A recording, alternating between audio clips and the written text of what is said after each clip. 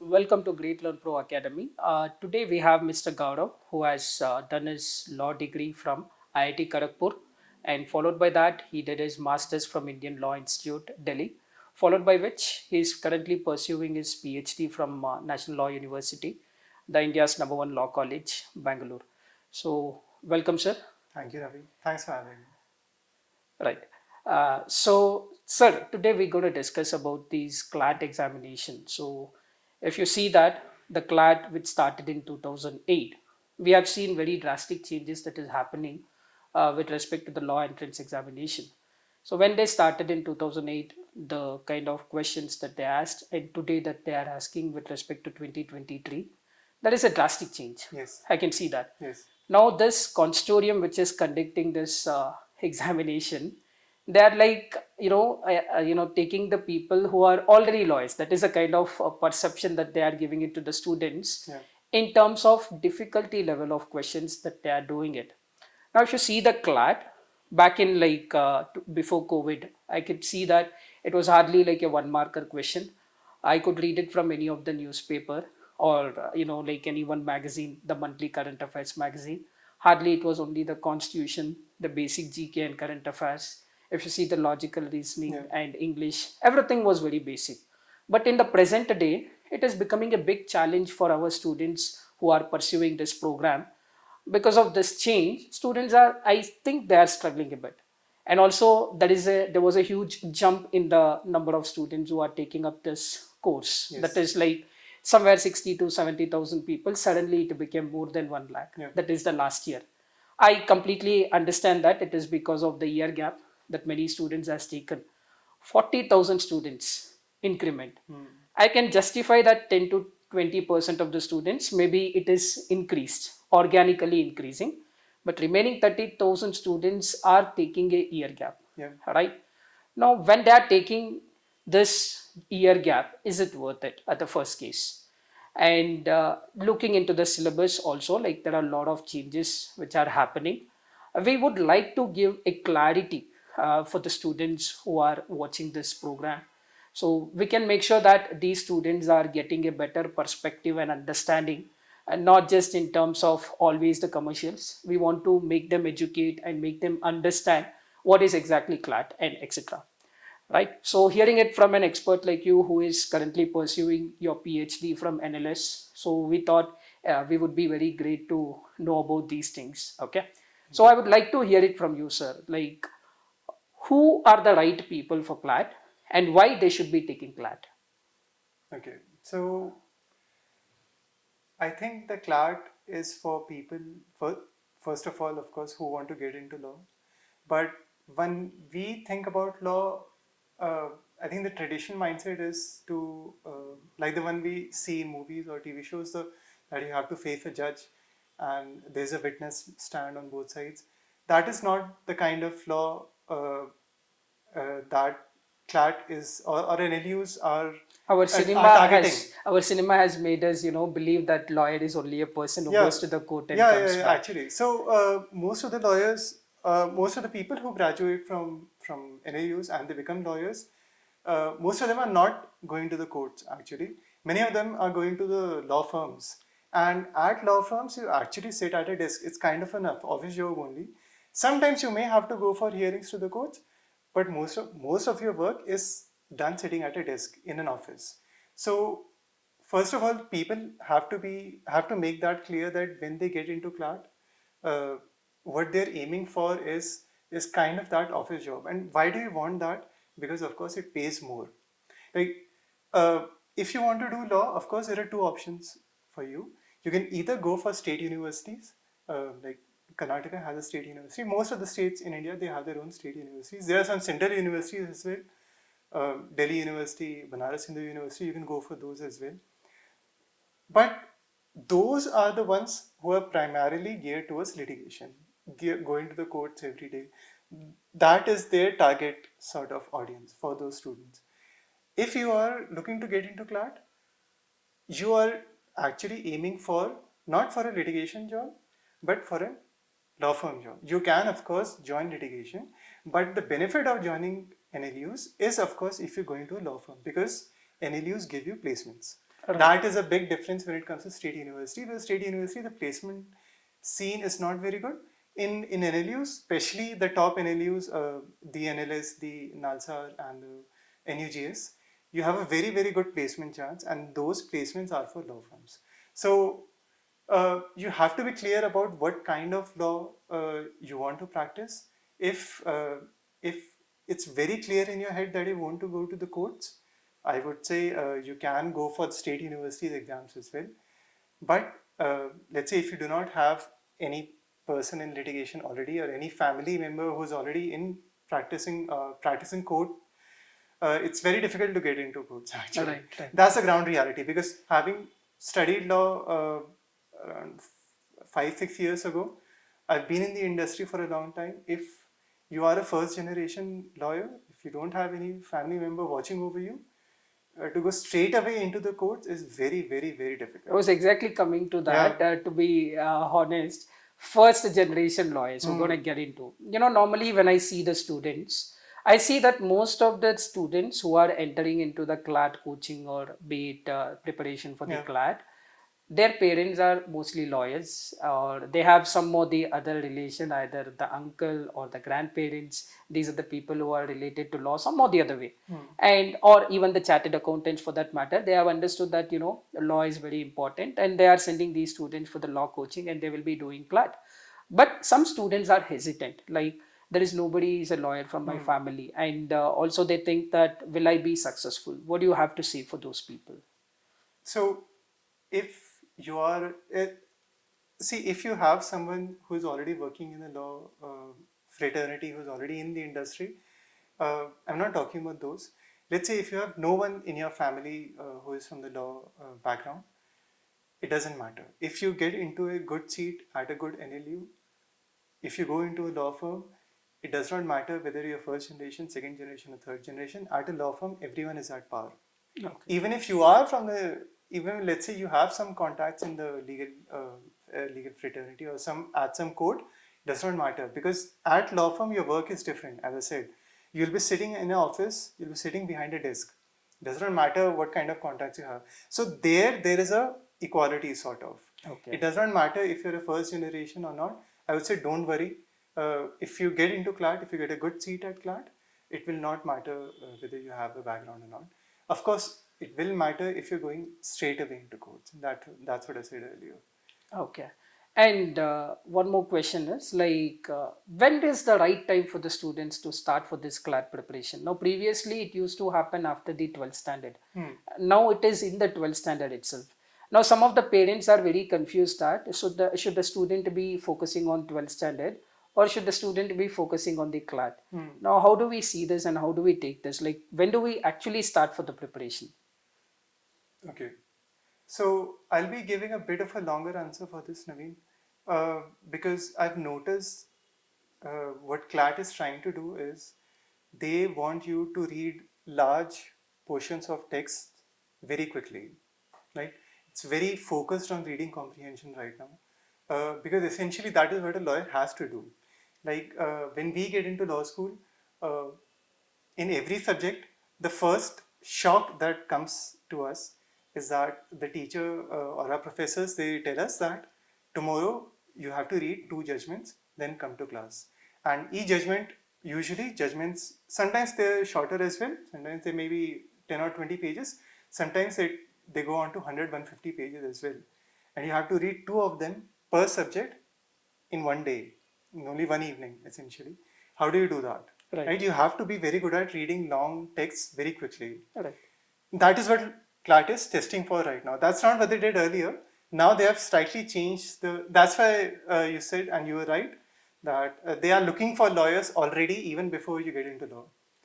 Uh, so how do you do that? How do you develop a good reading comprehension? Because I think that's one of the most important aspects if you have to get into CLAT. And I would say for that, the best time would be somewhere around seventh or eighth, actually, because at that point, you can start reading at least the newspaper that comes to your house and start reading the editorial portions because the main news they'll be very fact based. They'll be just narrating the facts that this happened, this happened, this happened, not that part, but read editorials. get into a habit of reading editorials, but editorials are simply opinions by some person about a very focused aspect. They'll be around usually around 8 or 10 paragraphs in an editorial. I think that is roughly the length of a comprehension that you will get. So if you get into the habit of that, by the time you get into, let's say, 12th, 11th or 12th, then you start focus because now your reading comprehension part is already taken care of. Now you can quickly read 8 or 10 paragraphs and you can form an opinion. Okay, this is what the section is talking about. Then you can focus on the other aspects, which will take consume time, the GK part or the other parts of CLAT that are there. Then it gets easier because now it's the difficult part for kids right now is they see a reading comprehension passage and they see the other parts as well, and then they get confused that what should I focus on. If if they only start reading the newspaper earlier, they get into the habit of reading the editorial part. At least that gets taken part passively, like Okay. not even focusing on it. Then they can focus on the other aspects which they have to prepare for. So I think that really helps if they can get into a habit. Okay. And next, like if you see the common base for the students who are getting into NLU or the law degree Hmm. via CLAT, it is always the arts and commerce students who will be preferring. Yeah. Now we see that the science students are also competing with respect to the CLAT. I see that there is an increase of 10 to 20% of students who come under the science category, but still they are targeting CLAT. Now, what do you have to say on this? I think so. Actually, when I gave my 12th board exams, I didn't even know about CLAT. So I Okay. didn't even know that there was an exam or something about CLAT. I think the reason that CLAT is getting famous even for science graduates is simply because they know that uh, that getting into NLUs does not mean actually getting to courts, because not everyone wants to go to a court, face a judge, prepare those arguments. Maybe that's not something that comes naturally to you, especially if you're inclined towards science. That's not your natural calling, I would say, because in science, that is not what you do, right? You don't confront people. Why they would be interested in CLAT is because they know the kind of packages that people get when they get into NLUs. They read that in the news, and especially if you look at the recent packages that people have got, if you're getting into NLS, NALSA, like 15 lakhs per annum is like pretty normal uh, a package for them. That is beyond something that they can expect if they're getting into a good BTech college. So even because when I was at IIT, so I was studying law there, but when I was talking to my friends there who were doing their BTech, even their average package was not 15 lakhs per annum. Right. So uh, CLAT can actually give you a better package, and I think that's what excites them. Uh, Also, see, money is of course one aspect. The other aspect is law has an analytical portion in it. It's not very, of course, there is humanities aspect in it, but essentially, as a lawyer, the humanities aspect is on one side. The analytical part is actually much larger, I would say, because you have to analyze exactly what the law is, and sometimes the law is not very clear. So you have to look at the judgments in what has the court actually decided earlier. Then you have to interpret them. So it's actually very scientific if you look at it in some perspective. So I would say even science students, they can do very well at law. Uh, Leaving aside the part that I am a science student myself, uh, but uh, but I can say that firsthand because law or taking up legal subjects was not a challenge for me because, as I said, law is very much analytical in its scope. Okay. Okay. Okay. Fine. So, should I go for this CLAT with coaching or without coaching? Good question. Hmm. Does Can you go for a CLAT without coaching? Of course, yes. Right? Is it possible? Yes. Is it easier if you take coaching? Also, yes. Because essentially, especially if you look at CLAT, the pattern is changing so rapidly. Like every single year, there are some changes being made. Uh, I think a coaching would help there. You can stay on top of what the recent trends are or what the recent important topics are, because I would say compared to even engineering, Because I know if you want to get into a BTech, good BTech college, say JEE or NEET, at least the pattern is static, right? You know the books that you have to study. Why you're going to the coaching is a different aspect. You're going to make the concepts easier for you because you can't understand the concepts yourself. The situation in CLAT coaching is different. The concepts are not difficult, right? Because in CLAT, the question, let's say, uh, recently, it'll be focused on recent legal developments, some judgment the Supreme Court would have made. If you read a newspaper article, you can actually get a good concept of what the Supreme Court judgment was. So the concept is not difficult. What is difficult though is the syllabus or what you have to focus on, because the syllabus is so vast, especially if you only look at the Supreme Court judgments. In a year, the court gives so many judgments. So which judgment to focus on? That is the difficult part. You can understand a judgment yourself, but which judgments should you read? Which topics should you focus on? Right? That so how to cover the syllabus for a CLAT, how to cover it wisely and efficiently, it's a very difficult aspect. Uh, I think coaching would help, and especially having good teachers would help there. Uh, you can do it by yourself, but I would say it's difficult. Right. So you mean to say that if you have a habit of reading the GK and current affairs very regularly, Hmm. so that will be a very added advantage if you want to crack it on your own. But Yes. still, maybe coaching can also help you, like if you take it up and you can proceed across. Yeah. Yeah. Okay. Right. Also, coaching. Adding on to what I just said, coaching is not specifically about the teachers that you have, also the students that you have, because I've noticed that CLAT these days it wants you to have an opinion about, let's say, a judgment that came, and to also listen to opinions which are counter to yours, but to understand the argument that the other person is trying to make. So a dialogue actually I think is very important when you're preparing for CLAT. It's not something that you, of course, as I said, you can do it sitting at home, but it's better to talk to someone.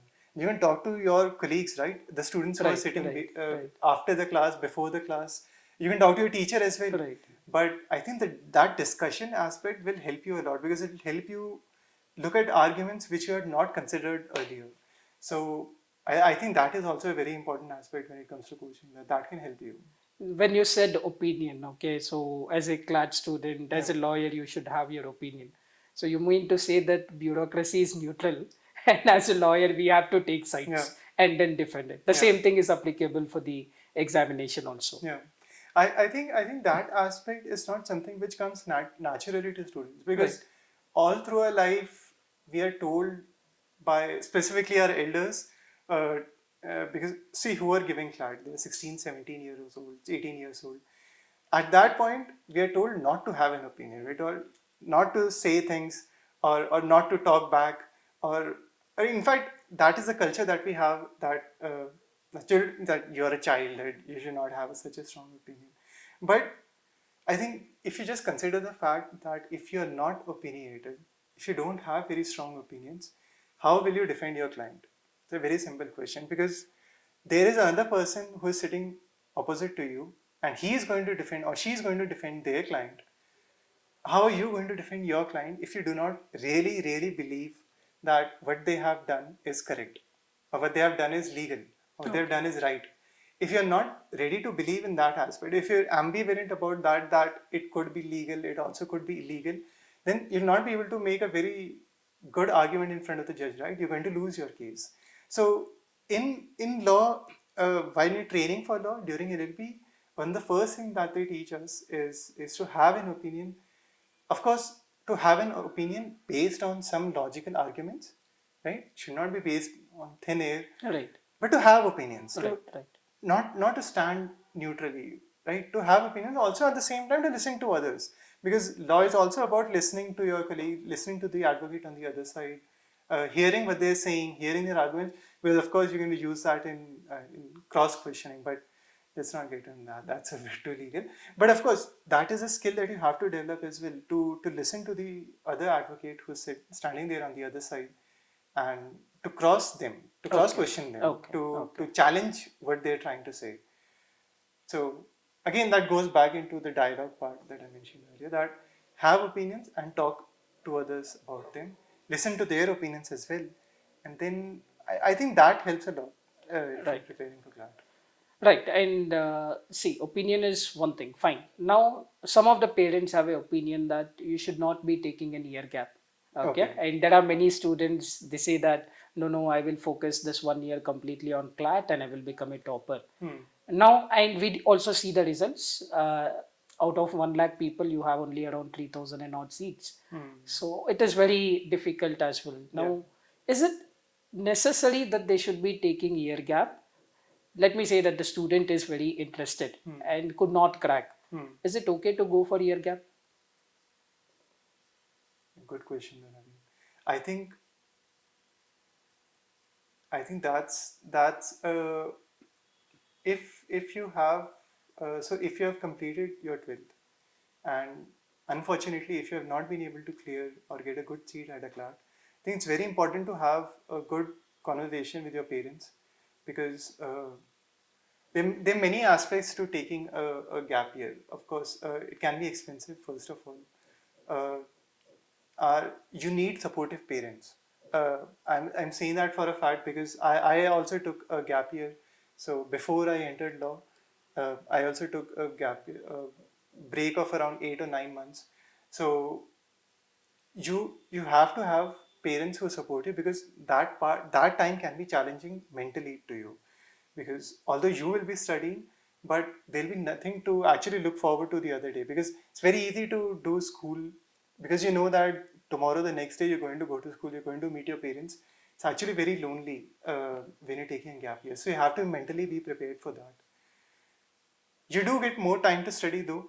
Of course, that is an advantage. But also remember, every year the pattern is changing. The questions that may come up next year, they would be different, because again, the legal developments would be different for the other year as well. The other parts of CLAT, of course, you can make them stronger, but I would say that there are other options as well. If let's say if you have taken humanities, there are other options. You can go for management. That is one option. You can take up a BBA seat, or a BA seat somewhere at a college. You can look for CAT. That is one option. You can look for some government exams. You can look for UPSC as well. In fact, many people from NLUs, so NLS has a different reading group for UPSC aspirants, Okay. and I know that for a fact for various NLUs that they all have their own UPSC reading group. So many NLU students are preparing for UPSC as well. So that is also an option. So I think it's very important to have those options in front of you, then decide, rather than be very very absolutely focused that no, CLAT is the only thing I have to do. Uh, why I'm saying this is because I have switched around a lot, right? As I said in my introduction, I started out with engineering, then I was working at a company, then I gave government exams. I joined State Bank of India, left that, then I went into law, and now I'm in law basically. But when I was giving my 12th exam, I didn't know that, as I said, I didn't even know that CLAT was a thing. I didn't know that I was going to become a lawyer. And I think now I've settled. Now I know that this was the thing I always wanted to do. So, so I'll just say that, of course, you can take a gap year. Of course, it's good to be driven, good Or to do be you motivated. suggest that okay, you go for any other state law university when you cannot get into NLU? Could you like, is it Hmm. possible that the student can get into that, and later on they can come back to NLU to do their masters? Yeah, sure. That's also an option, because you can go for LLM. So there's a CLAT PG as well. So you can, if you do an LLB, but of course that will be a 5 year BLLB at a state university. Right. If you do that, come for an LLM at a good NLU, you get a good rank there. There are placements for LLM students as well. I So think, it's completely left to the students yeah. whether they should be taking an year gap or not. Like even I believe that they should not be going for an Hmm. year gap and they should be focusing on their next step. Of course, if they want to do the like CLAT PG, then they still have an option to get into NLU Yeah. and get that NLU tag as well as the exposure that is needed for them. So you would suggest that as well. Yeah. Okay, fine. That option opened recently, right? Yes, Uh, yes. the NLSAT option. So that is also a very good option. You can just get a BA or a BBA degree. Right. Then you can sit for NLSAT, NLSAT which is something which has come very recently. very That recently. is like after the degree, I think this is the second or third Second exam, batch, I think. second exam that happened Yeah. recently. Okay, fine. Next, like how do we tackle the GK and current affairs aspect? Like because last year it was very predictable, but previous year it was not. Only like three questions where I was able to answer. This is what the words of the students like three were fine sir, but not. But last year, if you see, all the five questions were related to the recent current affairs only. Next year, will it be the same? We don't know. Yeah. Because this current affairs and the static go hand in hand. Since it is in the form of a passage, I have to know what is a constitution or the legal basis with respect to that to answer. Now, how do we tackle this? Okay. So chances are that, especially if looking at the current pattern, you would not know the law or the specific area of law which is being talked about in that passage. Chances are you would not. So even if, let's say, it's a constitution, it would be regarding some provision of the constitution which you're not aware of. And at least before even we start talking about that, we have to be, as students, we have to be open to the fact that you could, or in fact you would tackle some passages about law that you're not aware of, that maybe you're reading them for the very first time. So what do we do then? So actually what CLAT is looking for is something which is known as aptitude or legal Right, aptitude. right, In basic words, it's actually the legal common sense. How do you develop that? right, So I've already talked about reading newspapers, right? To develop a legal aptitude, essentially, you have to look at the arguments that that are being talked about by the judge or are being talked about by the lawyers, depending on the passage that is being said there. So to prepare for that, you also have to look at the arguments. And as I said, the editorials are a good place to start there, because essentially, if you look at newspaper editorials, or if you look at website, so there are blogs as well, there are legal blogs as well. They also have their editorial posting. Why I'm focusing a lot on editorials is essentially editorials is advocacy. When you have a fixed opinion on some topic, you're basically advocating your opinion based through that editorial. Read those arguments, understand why the person has raised these points, how do they relate to the law, right? If you figure out this connection, right, the arguments that they're trying to make, how do they relate to the law, do they strengthen their case or do they weaken their case? Because sometimes we also mention that there are these things happening which may not be very beneficial to the case as well. So that connection is very important for you to establish in your head that, okay, this is how the law relates to everyday life, right? Because otherwise, what will happen is, if you look at the passage, you'll be confused at the law provision that would be written there. You'll not be able to relate it to the passage that is being talked about, right? You have to make that connection then and there, instantly. right, To right, make that connection, you have to be ready that, okay, this is how the law relates to at least these facts or real life cases. If you can make that connection, then I think that's easy. So I think that would be my tip for the GK part, that understand, even for aspects that you're not aware of, but understand that there are ways in which the law connects to real life cases. How is that law applicable to real life cases? How does that law apply? If you are able to figure out that connection, I think that's easy then, the passage part. you have done your engineering, and after engineering you got your law degree, you also did your masters, now you're pursuing your PhD from NLSIU. So why is the transition that happened from engineering to law? Can Okay. you brief me on that? Thank you. I'll warn you, Naveen, so that's a bit of a long answer for me.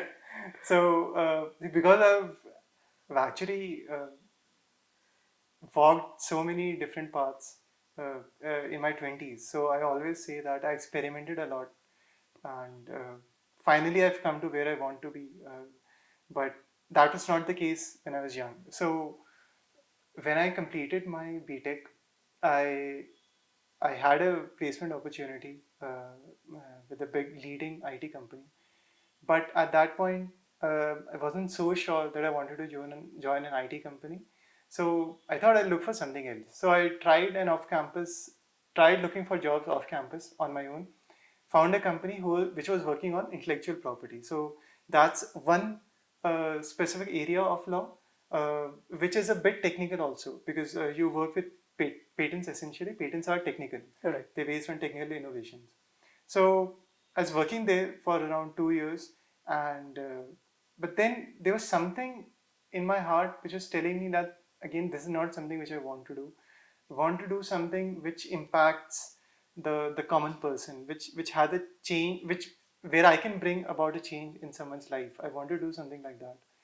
Uh, at that point, I thought I'd try for a government job, because that is a very good way in which you can actually impact people's life. You can make things better for them. So at that point, I joined State Bank of India. I was working there. I was working in Mumbai actually. But even then, I realized that finance was maybe not my cup of tea. I realized that yeah, I was finding banking to be very dull, and especially dealing with finance. So that was very difficult. So I thought, what should I do now? One option that came to me was I'll just give up on my job and prepare for UPSC. So that was my next thing I'll try for. See, till this point, law has not even entered the picture, right? It's not even thinking about law. Uh, so now in my middle 20s, I'm around 24, 25, and I call up my parents and I tell them that I'm going to leave my bank job. I'm going to come home, I'm going to prepare for UPSC sitting at home. Uh, Surprisingly, they are very supportive. Uh, but apart from that, no one else is. So all my friends, they call me an idiot. That why would you leave a government job? Why would you leave a bank job? That's a plush job, right? People dream of getting into a government job. Why would you do such a thing like that? Don't even dream of it. Don't even think of it. I was like, no. I was very committed that I want to get into UPSC. This is what I want to do. Uh, Whatever be the cost, I'm ready to face it. Went back to my home with nothing in hand, just the idea of getting to UPSC. Started preparing, and I didn't make it. So I cleared prelims, but I failed mains, and um, so far the day the mains exam came out, that has been the toughest day of my life.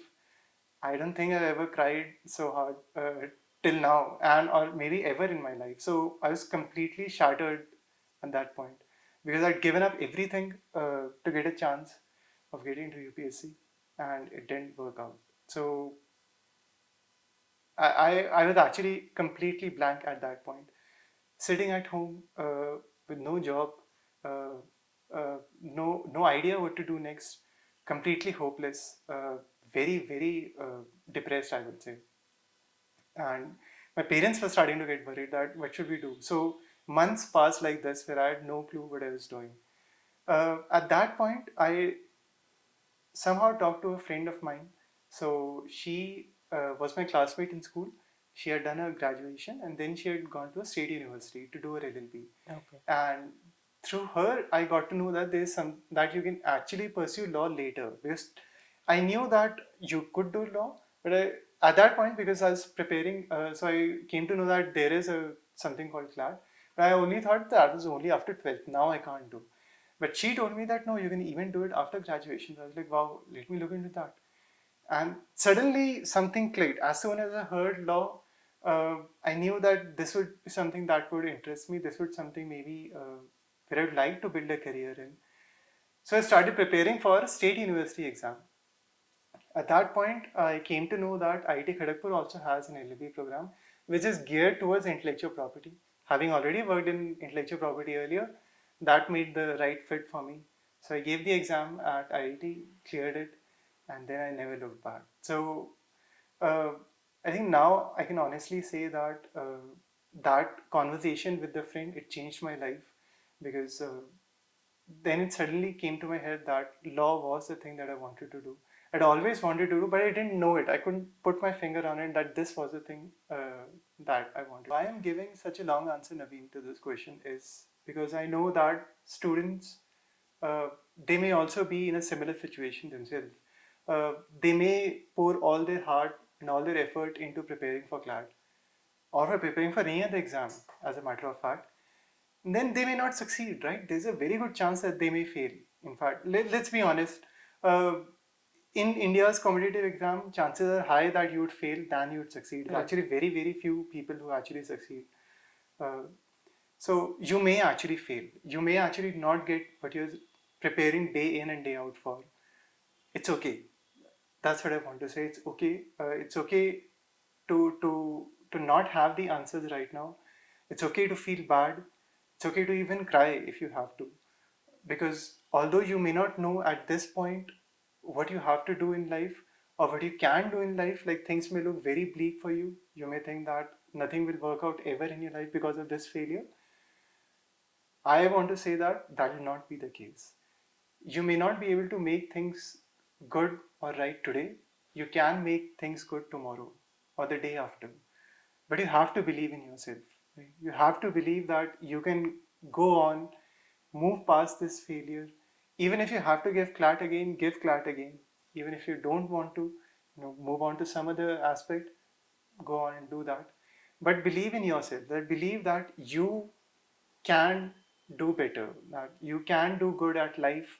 This will not define your life, right? Failing at UPSC did not define my life, right? Nobody even knows about that part of my life. I'm actually sharing this openly for the very first time. In fact, only my close relatives know about that and my friends. So it's okay that even if you do not succeed despite your preparations, it's fine. You may succeed later on in your life at what that you may not know the answer to right now, right? But you may succeed at, you may not even know what you're going to do, but believe in yourself that you will succeed. I'm sure you'll get through it. Sir, the other important question I would like to ask is what are the career options that we have like once we become a lawyer? I would like to hear from you. Okay, so if you so starting the around fourth or fifth year, in fact starting third year of your NLU, many people start looking at, okay, what do they want to do in the future. One of the first thing that people prepare for is internships. So many people actually convert their internships into their offers. So the firms that they're going for internships to, they usually get an offer from that firm itself. If not, the NLUs arrange for placements as well. So these two are the most obvious ones. Otherwise, you have your exams. You have your judiciary exams, very popular again, and you also have your other government exams. So you can sit for SEBI. So that is one exam that you can give. Various banks also have their law officers, so you can give those exams as well. Uh, I've already talked about UPSC, so that is there. So beyond preparing for exams, what you can do if you're, let's say, if you're not sure exactly where do you want to go, good option that has recently come up is a judicial clerkship. So what you can do is every year a notification comes out that some high court judge would be hiring few clerks, roughly for around 1 or 2 years, maximum 2 years. That is the maximum duration. Of course, you can extend that, uh, but usually people usually take that clerkship for 1 or 2 years. By then, they have a strong opinion or they get an exact idea about what do they want to do. So that is also one option that you can do. And also you get exposure. You start working out with a judge straight after college. So that is a good opportunity to learn a lot. Right. And otherwise, if none of these options work out, so there are people who do not, let's say, who clear exams or who do not get through placements as well. Uh, one option is to join an advocacy group. So advocacy groups are essentially groups of lawyers who are formed with a particular agenda in mind. So either they'll be fighting for environmental cases or they'll be fighting for property cases.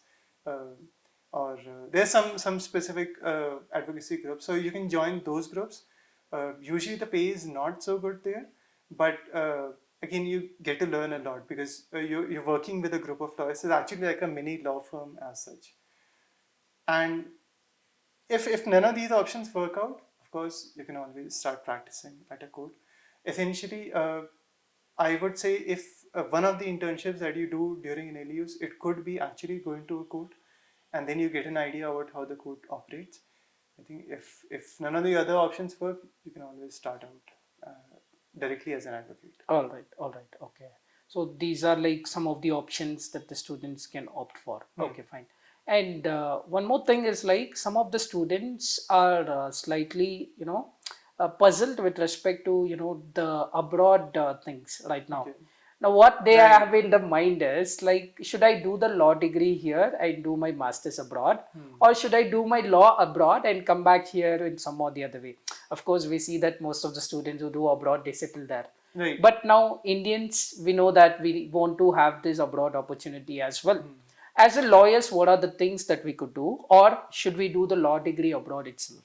Okay. If you are very clear that you want to settle abroad, I would say it's better you do the law degree there itself. So in the US, they call it a JD.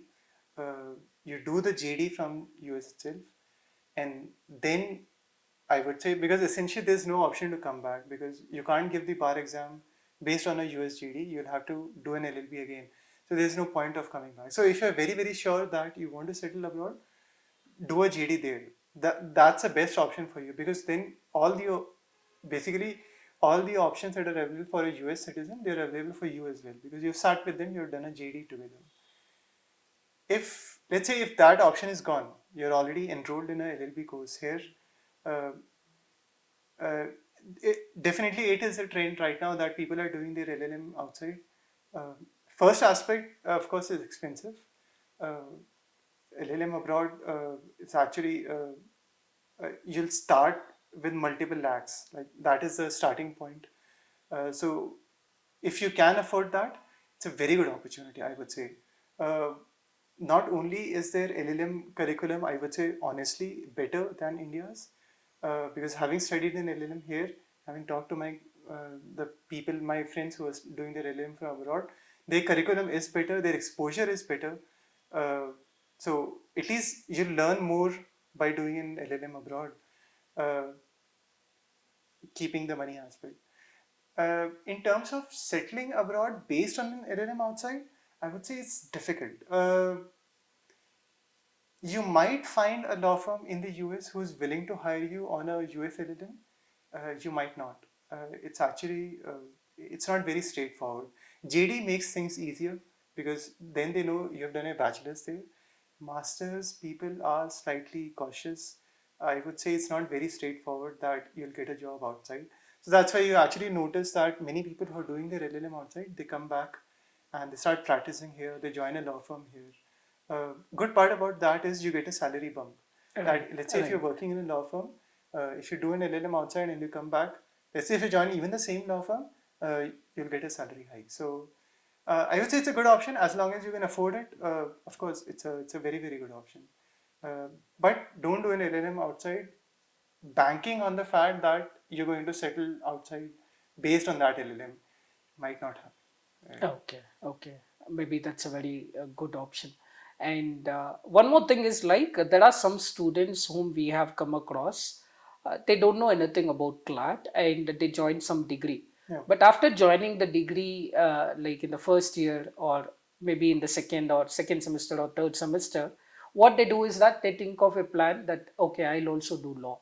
Hmm. Now, is it wise to stop the degree and come back to CLAT, or is it wise to complete the degree and go for an LSAT? What do you think? Like, because here it is going to be like if you are losing that 1.5, 2 years. So, 2 years, you come back here, you do 5 years degree, Hmm.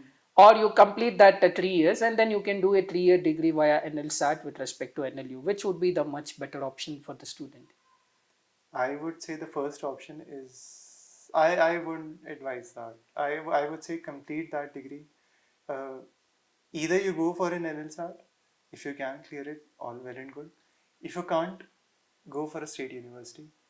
Get your LLB there, because even for doing a state university LLB, you need a bachelor's, right? So I would say finish off your degree. If you are that interested in getting into law, remember that even if let's say you start practicing, uh, what NLUs are offering you essentially is an easier path towards law firms. Right. That is essentially what they're offering you. The LLB that you get to learn there, the LLB that is being taught at CLT University, it's the same thing, same subjects, maybe better professors at NLU, maybe not. Actually, that also depends. But they're offering you an easier path into law firms. You can also join law firms after you start practicing. So I've seen many cases where people have practiced at courts for 4 5 years, then later joined advocates at law firms because law firm also respect that you've already practiced in the field for a plenty number of years. So you can get into law firms by that route as well. Would it take longer? Yes, but it's easier, right?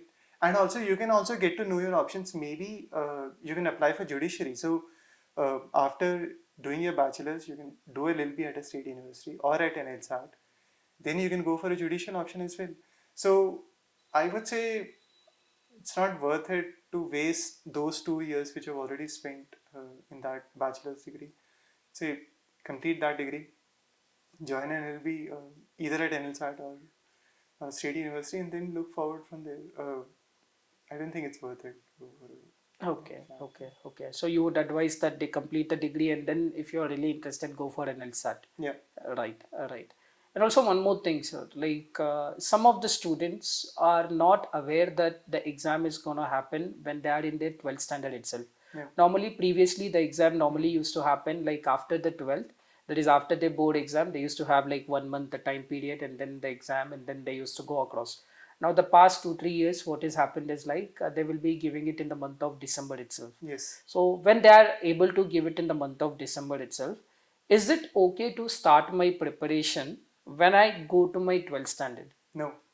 I think that's already too late because then you only have like 3 months or so, 4 months or so. I would say it's better if you start at least 1 year earlier if you want to get a good rank because merely clearing or you should hope for a good rank in CLAT so that you get a good NLU, right? There are, unfortunately, there are some NLUs where you would get a 5 year degree course, but essentially placements might not happen. Or even if the placements do happen, the package is not there what you're hoping for, right? So aim for a good rank. If you want to get a good rank in CLAT, I would say start at least a year prior. So that would mean middle of your 11th. So once you join 11th, figure out what you're going to do. Either join coaching or start preparation, or whatever you choose. But start around that part. After 11th has started, It if you is settle down, preferable to start like 1 year before rather preferably. than 3 months or six Because months three before. months, I think you'd panic so much because you'd be looking at the syllabus and then you're talking to your friends. Friends might have already started preparing. Then you'll panic even more that your friends are already ahead of you. I would say for any competitive exam, and especially the figures that you're seeing, the number of people who are applying for CLAT, say 3 months is too less. So start early, I would say. All right, okay.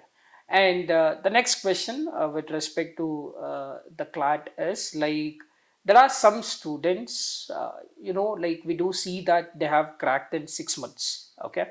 And there are some students, like as you said, since they have started very late and they get this fear that my friends have already started and all these things will come up and they're not able to crack it. Okay, now when I see the percentage of the students who are clearing from 12th standard is very low. That is like if we normally see when you started preparing, that is what it comes across. But we do see certain people who they are saying like I cracked this exam within 2 months. Hmm. I cracked this exam within 3 months. Hmm. How honest do you think it is? Well, I'll give the benefit of the doubt. I don't know, Naveen. the Uh, benefit the benefit of the doubt even we do have it now. We want to understand because you are a person who is pursuing PhD from yeah, NLU, so I thought what is your opinion on that? We do like, completely understand because the GK cannot be built in 3 months. hmm, The current affairs cannot be built in 3 months. And also, like the legal part, understanding it takes a lot of time. But there yeah. are some students who claim that I did it within 3 months, I did it within 2 months. What do you have to say? We also have that benefit of doubt. Yeah. So I wanted to No, have know about it. of course, uh, is it possible that you can clear CLAT in 3 months? Yes, I would say yes. But then what they're not saying is essentially they have started preparation in some way before, like I would say years before that. Uh, Either some member of their family or their elder brother or sister or someone has told them exactly how competitive exams work, or how they should study.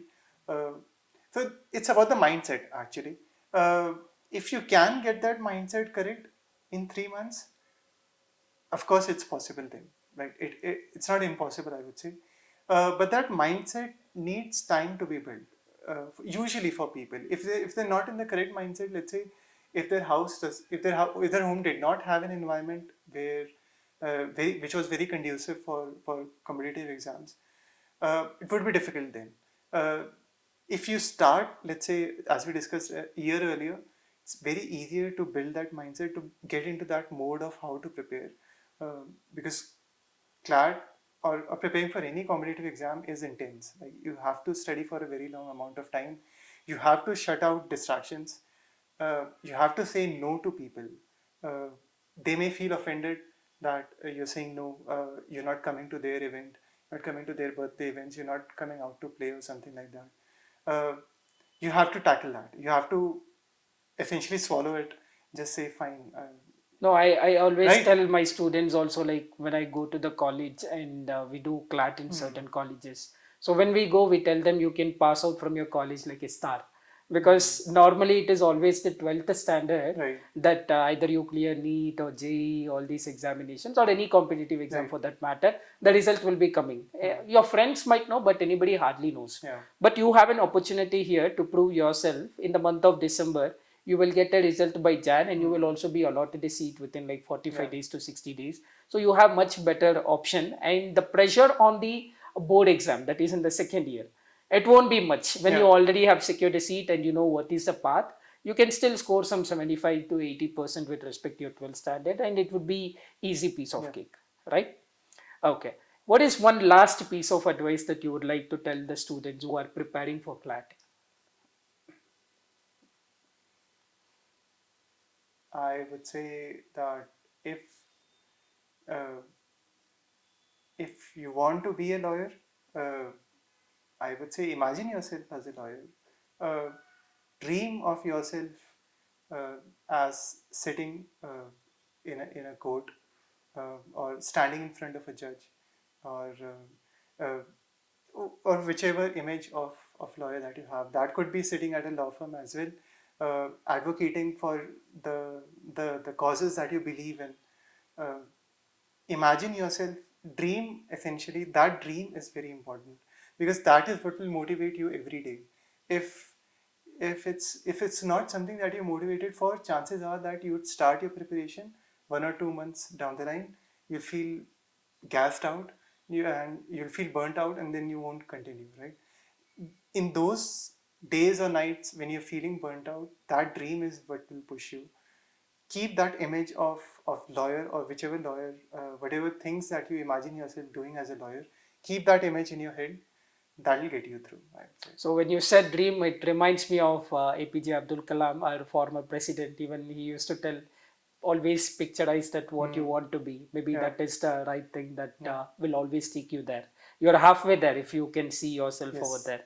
So rest of it, you put some minimal hard work, and definitely you will be reaching that Yeah. place. Okay. So it was a wonderful experience talking to you, for sharing your experiences with respect to the CLAT and everything. Thank you very much. Yeah. Thank you, sir. Thank you Thank you. so much, Naveen, for Thank you. calling me here. Thank you.